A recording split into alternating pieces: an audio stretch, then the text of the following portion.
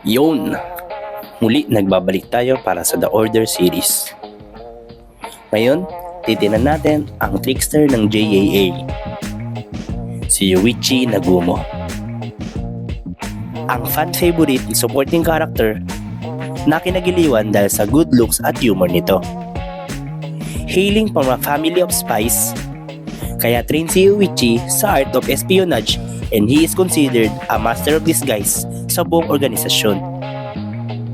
Despite all of this, mas pinili niya ang Assassin's Department dahil para sa kanya, mas masaya daw doon.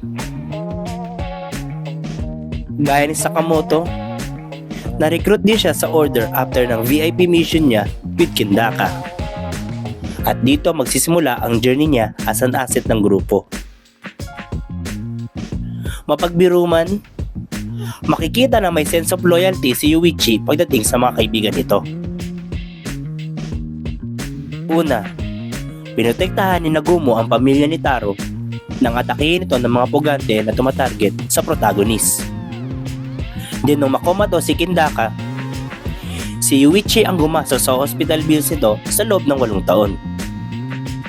At tinulungan din niya sina Sakamoto nang sinuway ni Yuichi ang utos ng chairman at pinagtulungan nila si Old Man Takamura dahilan para matanggal si Nagumo sa order at mapasama sa hit list ng organisasyon.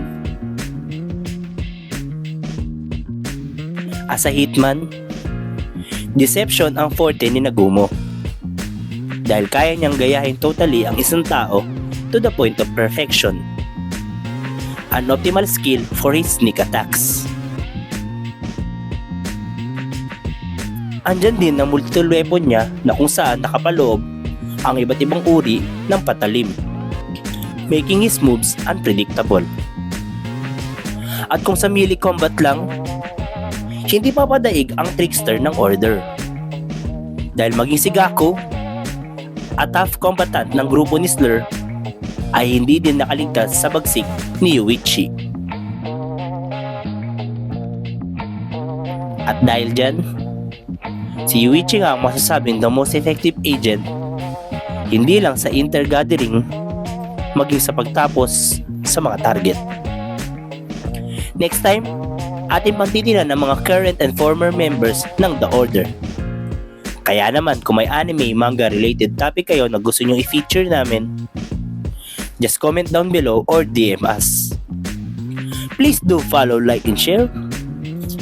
See you sa next video.